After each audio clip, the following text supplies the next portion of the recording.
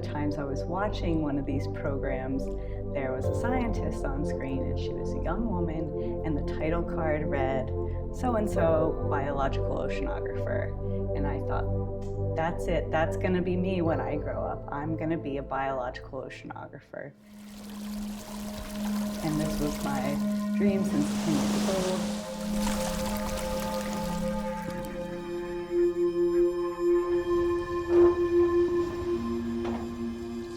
A couple months later, we were at the beach with family, found some animal that washed up on shore. My mom says, well, that's what Colleen's gonna do. She's gonna be a marine biologist when she's older. I said, no, Mom, I'm gonna be a biological oceanographer.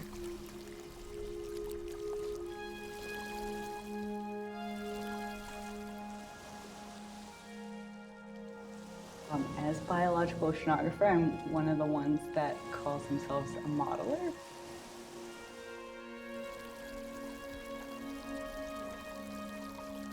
My current work is trying to create something like a weather forecast or a hurricane forecast for the ocean environment. And that allows planning to be done with these forecasts, the same way you might check the weather, whether or not to bring an umbrella if it's going to rain. I typically use numerical models, which are simulations of the real world. Computer simulations are really important. We cannot sample the entire ocean, all of it, everywhere, over lots and lots of time periods. You can manipulate just one variable in a model, which you might not be able to do in the real world because many things are correlated and interconnected. And that allows you a better understanding of what happened in conditions you've never seen before. I basically describe organisms as a series of equations. And so these series of equations are breaking down kind of individual processes. So there's an equation for how to find food. There's an equation for eating food. There's an equation for your respiration, for reproduction, for creating eggs. Really, I'm interested in baby fish. They seem to be at the mercy of the environment during this really critical life period. It can really impact how many baby fish survive. And then, of course, the baby fish become adult fish, and then the adult fish might get caught by fishermen. I'm really hoping to impact commercial fisheries because I feel like that way my research has relevance to human beings. Our commercial fisheries, or even recreational fisheries and indigenous fisheries, are providing food for people, jobs, culture. One of the things that's most common across all models and all scenarios is that temperature is going up. And so that leads to a lot of different physical consequences for the ocean.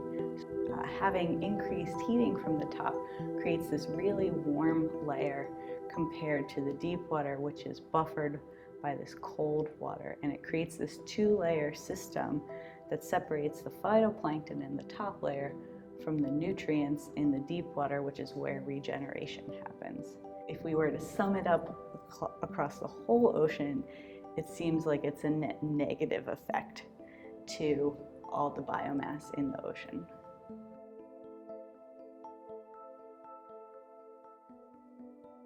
The ocean is so mesmerizing. There's so much about it. Just being at the beach, the smells and the sounds and the visuals, it's a full sensory experience. It becomes so much more apparent how different life is in the ocean compared to our lives. On land, our life is pretty much two-dimensional. And then the ocean is three-dimensional. And there does not appear to be any structure. And so I just wanted to explore and understand how organisms adapt to live in this world. Coolest thing about my job is the ability to travel and interact with other scientists. It sounds incredibly nerdy, but I am a scientist because I like learning things. And like, I get to learn things every day, which is super exciting. And when I go to these meetings where I meet other scientists, we all get to have this excitement about answering questions together. I love being a source of knowledge, and I love being able to just follow my curiosity. Being a biological oceanographer, really just being a scientist, is kind of nothing at all what I expected. It's much more fulfilling than I imagined because it's not an inbox and an outbox. You can just be a researcher, but I'm lucky to be a professor. And so then I get to interact with students, and I basically get to help train the next generation of scientists.